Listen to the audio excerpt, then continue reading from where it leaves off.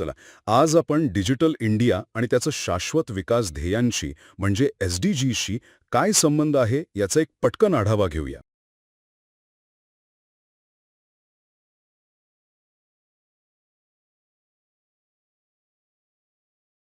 नमस्कार. एका देशाचा एकच मोठा डिजिटल कार्यक्रम आणि तो जगाची 17 मोठी आव्हानं कशी पेलू शकतो. चला, आज आपण हेच जागतिक उद्दिष्टे आणि ती पूर्ण करणारा डिजिटल कार्यक्रम.